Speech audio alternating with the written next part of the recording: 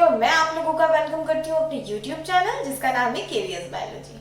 हाँ तो स्टूडेंट्स, मेरे प्यारे प्यारे स्टूडेंट्स, सभी को सबसे पहले ईद की बहुत बहुत मुबारकबाद और wish you very very very happy Raksha Bandhan. हाँ तो बच्चों, आप लोगों को पता ही है कि हमने लास्ट लेक्चर में कहाँ तक पढ़ लिया था। हमने हमारे लास्ट लेक्चर में एविडेंसेस कंप्लीट कर लिए थे।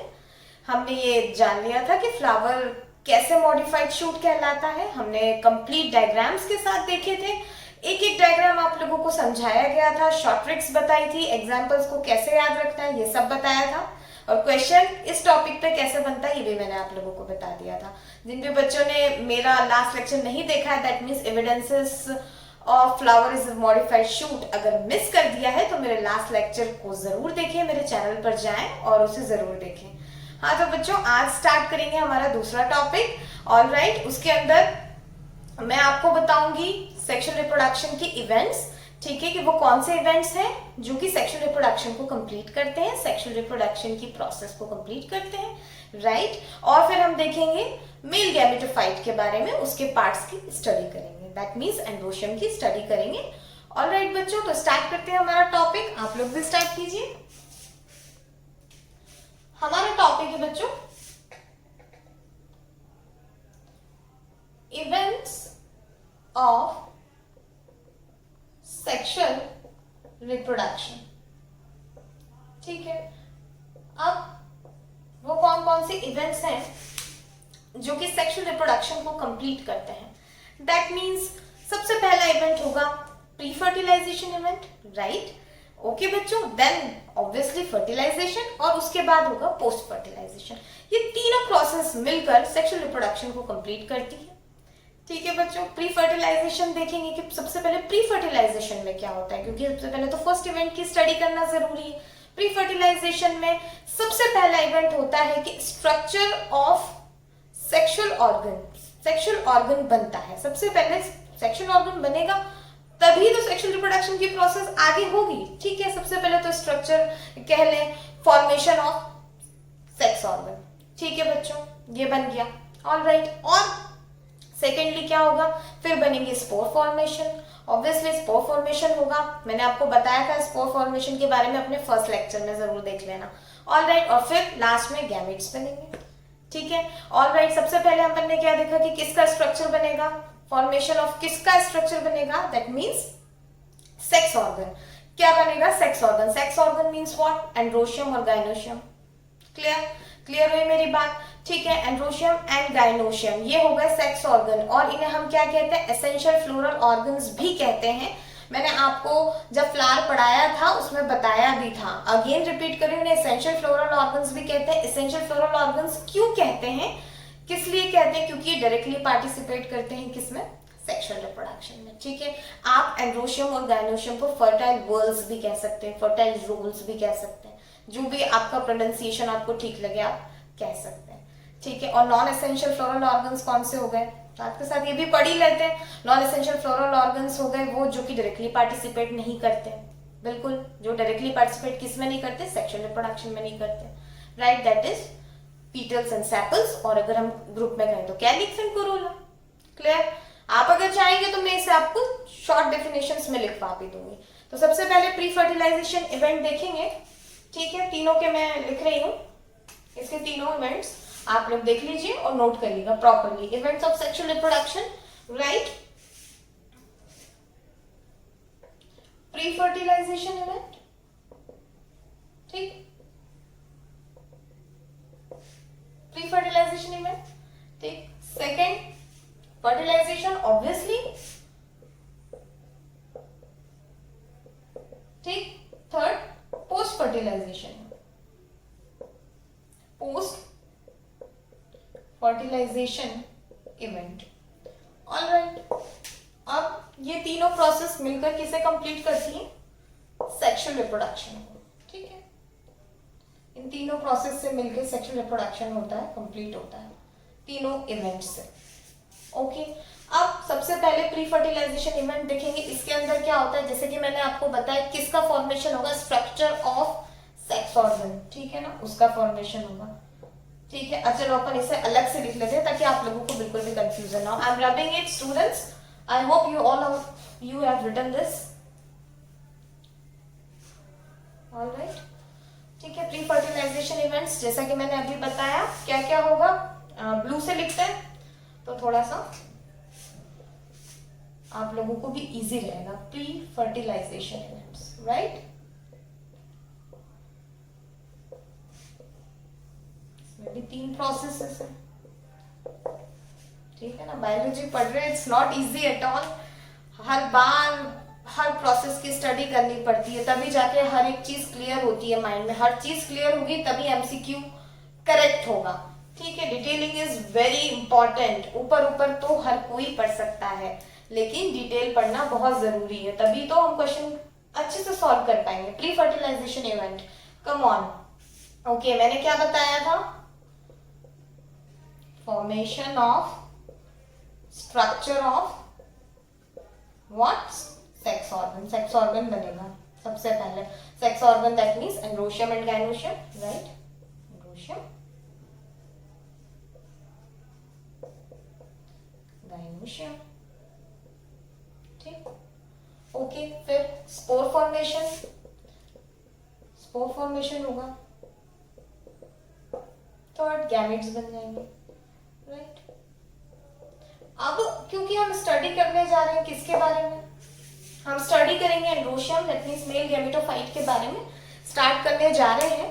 कि ये इसे हम यूनिट में क्या कहते हैं आप लोगों को पता है? स्टैमन कहते हैं. इसके कितने पार्ट है? 3 पार्ट है. एंथर, फिलामेंट, कनेक्टिव, तीनों मैंने बताया था, राइट. उनके बारे में पढ़ने जा रहे हैं, तो इसलिए आपको स्टार्टिंग का बताना बहुत जरूरी था कि कैसे बनता है, किस तरीके से क्या क्या प्रोसेस होती है. डायरेक्टली मैं चाहती तो एंड्रोशियम से स्टार्ट कर लेती और आप लोगों को पता भी नहीं चलता, बट आप लोगों को मैंने बताया कि किस तरीके से सेक्सुअल रिप्रोडक्शन के इवेंट्स होते हैं. ऑलराइट, क्या क्या इवेंट्स उसमें होते हैं, कौन कौन से इवेंट सेक्सुअल रिप्रोडक्शन को कंप्लीट करते हैं, फिर उसके अंदर कौन कौन से इवेंट होते हैं, और फिर उसमें जाके हम देखेंगे कब एंड्रोशियम बनता है.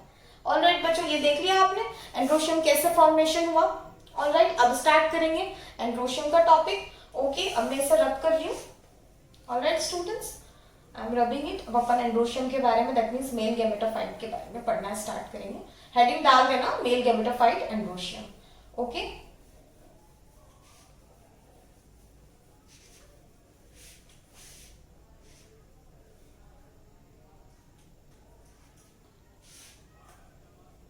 Male gametophyte.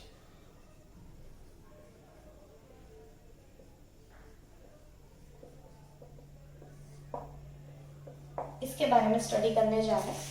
ठीक है. अच्छा बच्चों, आप लोगों ने एक टर्म सुनी होगी, बहुत से बच्चे जानते भी होंगे, दैट इज माइक्रोस्पोरोफिल. आपको पता है क्या होता है माइक्रोस्पोरोफिल? आपने पढ़ा होगा बुक्स में, व्हेन यू सॉल्व एमसीक्यूज, जब भी आप लोगों ने पढ़ा होगा कि माइक्रोस्पोरोफिल. अच्छा, ये ऐसा टर्म है, बहुत से बच्चे इसे बहुत पता नहीं क्या समझ लेते हैं कि माइक्रोस्पोरोफिल क्या होता है. हमें तो पता ही नहीं है, राइट. उन्हें लगता है कि ये कोई डिफरेंट स्ट्रक्चर है फ्लावर में. What is this? आज तक बहुत से बच्चों को कंफ्यूजन है. मैं सबकी बात नहीं कर रही हूँ, कुछ बच्चे ऐसे हैं जो इस टर्म को नहीं समझ पाते. सबसे पहले हम माइक्रोस्पोरोफिल को ही समझेंगे. What is microsporophyll? Microsporophyll is another name used for androecium. Alright, और गायनोशियम के लिए क्या यूज होगा? मेगास्पोरोफिल. ठीक है, ये दोनों टर्मिनोलॉजी मैंने आपको यही क्लियर कर दी. बायोलॉजी टर्मिनोलॉजी पे ही चलती है. ठीक है, तो टर्म्स क्लियर रहेंगी तो माइंड भी क्लियर रहेगा. ठीक है बच्चों, मैं आपको बता देती हूँ क्या क्या कहेंगे. एक तो हो गया हमारा एंड्रोशियम, ये तो आप लोगों को पता ही है.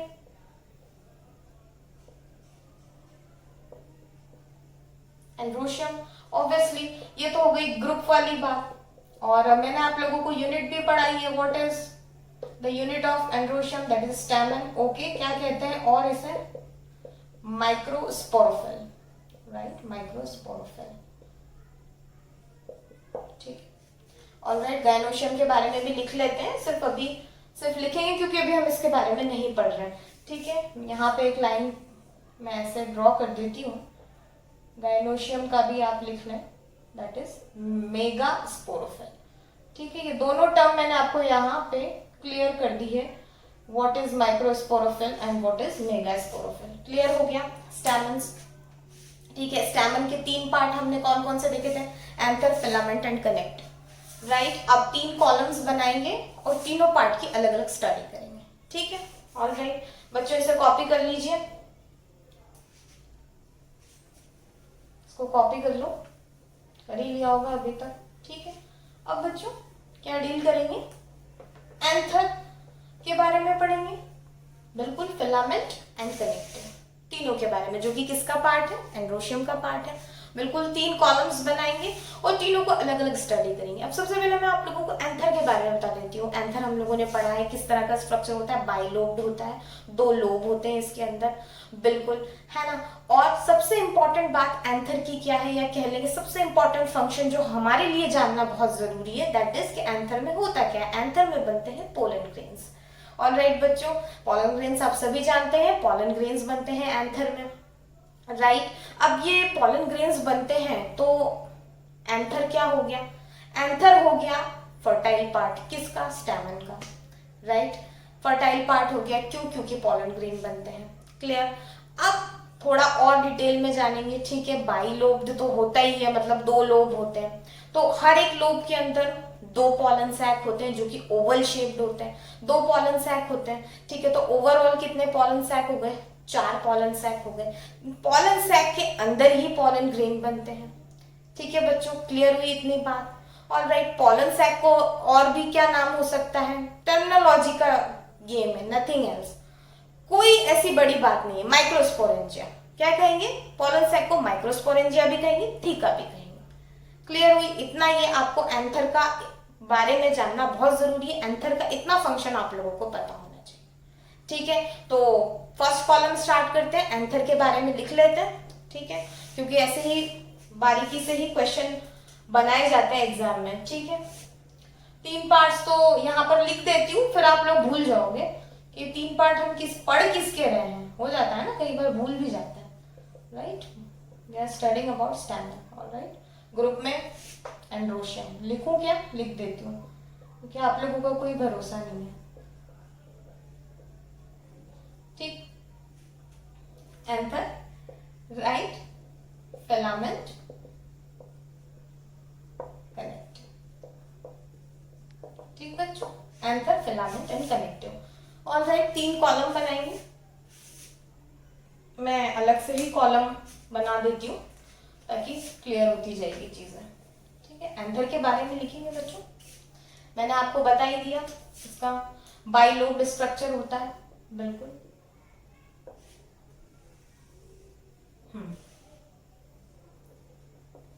2 लोब होते हैं, right, bilobed structure, bilobed structure होता है, बिल्कुल, ऑलराइट। और इसलिए सबसे बड़ा इसका मेन फंक्शन क्या है, इसके अंदर पोलन ग्रेन्स बनते हैं, लिखना जरूरी है, that's why pollen grains are produced, ठीक है। ये हो गया अपना सेकेंड फंक्शन। थर्ड, सबसे इंपॉर्टेंट क्या, एंथर में सबसे इंपॉर्टेंट क्या है, सबसे इंपॉर्टेंट बात क्या है जो जानना जरूरी है, it is a fertile part. क्यों कहा फर्टाइल, पोलन ग्रेन्स बन रहे हैं ना, दैट्स व्हाई फर्टाइल पार्ट है, ठीक है, फर्टाइल पार्ट है ऑब्वियसली। ऑलराइट, ईच लोब, जो कि 2 लोब हैं, राइट, इस तरीके का स्ट्रक्चर होता है ना, इस तरीके का ही स्ट्रक्चर होता है, सिर्फ एंथर की बात कर रही हूं मैं, ठीक है। ये हो गया आपका फिलामेंट, ठीक है। तो ये 2 लोब हैं जो मैंने बताया, तो 2 लोब, तो एक लोब में कितने, 2 pollen sac, right, 2 pollen sac, 2 तो टोटल कितने हो गए, 4 pollen sacs, right, 4 pollen sacs, ठीक। और पॉलन सैक के अंदर ही पोलन ग्रेन्स बनते हैं, ऑल राइट, है ना। तो इसको भी हम और क्या, इसकी एक टर्मिनोलॉजी और माइक्रोस्पोरेंजिया, राइट, क्या कहेंगे, माइक्रोस्पोरेंजिया, और थीका, क्या कहेंगे, माइक्रोस्पोरेंजिया और थीका। इतना जानना आपके लिए इनफ है एंथर के बारे में, ठीक है। मैंने आपको सारी चीजें यहाँ पे क्लियर कर दी हैं, पॉइंट वाइज अपनी कॉपी में बना लेना। अब नेक्स्ट स्टार्ट करते हैं, व्हाट इज फिलामेंट, ठीक है। अपन ने देखा ये लॉन्ग स्लेंडर लाइक स्ट्रक्चर, ये रहा फिलामेंट, क्या है ये, फिलामेंट है, राइट। अब ये अभी ऊपर एंथर था, फिलामेंट के बारे में पढ़ने जा रहे हैं। अगेन सेकेंड कॉलम, ठीक है, लॉन्ग स्ट्रक्चर तो है ही, बिल्कुल स्लेंडर लाइक स्ट्रक्चर है। अब इसका मेन काम क्या हुआ, राइट, हम देखेंगे कि भाई ये तो पढ़ लिया कि इसका तो, इसमें तो मेन हो गया पोलन ग्रेन बनते हैं और फर्टाइल है। What is filament? फिलामेंट में इसका मेन काम क्या? इसका मेन काम है सपोर्ट करता है। सिंपल सी बात है, सपोर्ट करता है और ये स्टेराइल पार्ट होता है, ये कोई फर्टाइल पार्ट नहीं होता। लेकिन फिलामेंट के ही पार्ट से एक बहुत इंपॉर्टेंट क्वेश्चन नीट में पहले आ भी चुका है, वो मैं यहाँ पे डिस्कस करूंगी। इसको मुझे अलग से कॉलम बनवाने का पर्पस ही यही था। ठीक है बच्चों, फिलामेंट का हमने ये पढ़ ही लिया कि इसका क्या काम है, सपोर्ट करता है। अब जो इसका प्रॉक्सिमल एंड होता है बच्चों, आपको प्रॉक्सिमल और डिस्टल पार्ट तो पता होगा ना कि प्रॉक्सिमल क्या होता है, डिस्टल। प्रॉक्सिमल दैट मीन्स जो इसका जो कि नियर टू द सेंटर हो, ठीक है, नियर टू द सेंटर को हम क्या कहेंगे, प्रॉक्सिमल पार्ट। फिलामेंट का जो प्रॉक्सिमल पार्ट है वो किससे कनेक्टेड है, फ्लावर के थैलेमस से, सीपल से और पेटल से। और जो इसका डिस्टल पार्ट है that means away from the centre, वो पार्ट जो कि सेंटर से इसका अवे है, ठीक है, फ्लावर के सेंटर से अवे है, दैट मीन्स तो वो किससे कनेक्टेड है, एंथर से। सिर्फ यही कनेक्शन के बारे में क्वेश्चन आ चुका है नीट में, तो यही बताना था, इसलिए मैंने आपको अलग से कॉलम बनवाया। ठीक है बच्चों, सपोर्ट है मेनली और ये स्टेराइल पार्ट है, और मैंने आपको उसका कनेक्शन बताना था कैसे ये प्रॉक्सिमल पार्ट से पे कैसे कनेक्टेड होता है और डिस्टल पार्ट पे कैसे कनेक्टेड होता है।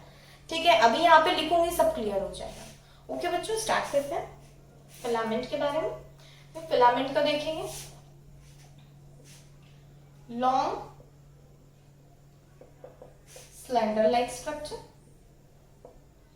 ठीक है ना, long slender like structure. Okay बच्चों, ठीक है, मेन काम क्या है, सपोर्ट। क्या है, सपोर्ट। ठीक है, सपोर्ट प्रोवाइड करता है। ठीक है, अब जो सबसे इंपॉर्टेंट बात आ रही है कि इसके जो कनेक्शंस है वो अपनों को देखना है। मैं आपको यहाँ पे क्लियर कर रही हूँ फिलामेंट। अब जो इसका प्रॉक्सिमल पार्ट है, proximal part that means near to the centre of the flower, तो क्या किससे कनेक्टेड है, प्रॉक्सिमल पार्ट इसका सेपल्स, पीटल और थैलेमस से। ठीक है, अब आ रही है मेरी 5 स्टार वाली बात, जो कि अब यहाँ पे क्लियर हो जाएगी। जैसे डिस्टल, जो इसका डिस्टल पार्ट है that means away from the centre of the flower, तो ये किससे कनेक्टेड है, एंथर से। सिर्फ यही बात समझानी थी, इसीलिए मैंने अलग से, बिल्कुल बहुत इंपॉर्टेंट है, एंथर पे ही क्वेश्चन बनता है। 5 स्टार, एंथर पे ही क्वेश्चन बनता है बच्चों कि एंथर किस तरीके से फिलामेंट से कनेक्टेड है, एंथर डिस्टल पार्ट से कनेक्टेड है। फिलामेंट का कौन सा पार्ट एंथर से कनेक्टेड है, डिस्टल पार्ट। सिर्फ यही बहुत इंपॉर्टेंट बात है, उसका एमसीक्यू आप लोगों को बिल्कुल देखने को मिलेगा, क्वेश्चन सॉल्व करना, यू विल गेट दैट। ठीक है, ये बहुत इंपॉर्टेंट पार्ट है, इस तरीके से कनेक्शन है इसका, ये कनेक्शन ये बहुत इंपॉर्टेंट है, इस पे 5 स्टार बना देना।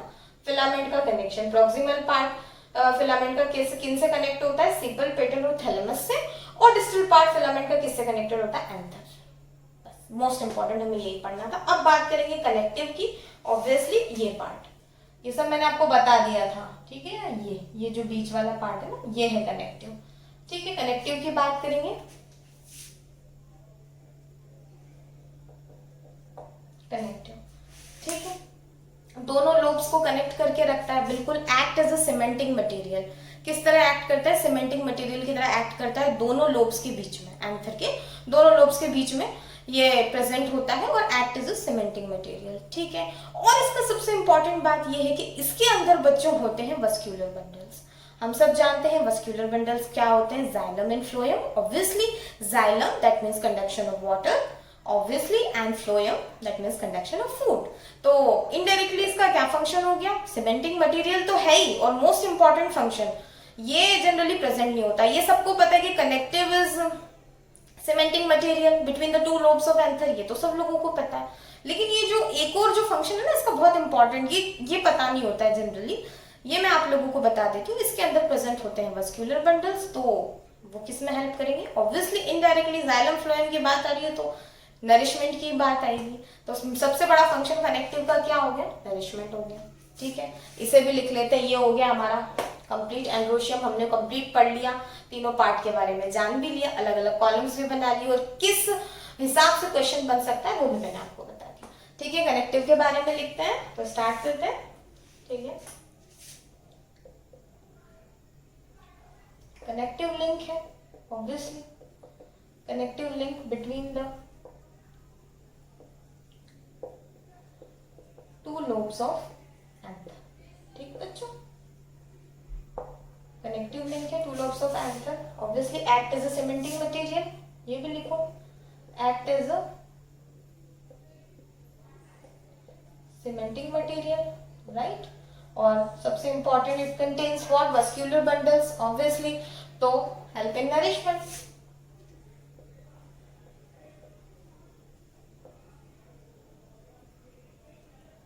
वस्क्यूलर बंडल्स पता ही है, जाइलम एंड फ्लोएम लिखवाने की जरूरत नहीं है, मैंने बता दिया है, ठीक है, तो आराम से आप लोग समझ जाओ, हेल्प इन नरिशमेंट, ठीक है बच्चों, सिंपल एंड इजी वे में हमने पढ़ लिया एंड्रोशियम के तीनों पार्ट। ओके, क्लियर हुई मेरी बात?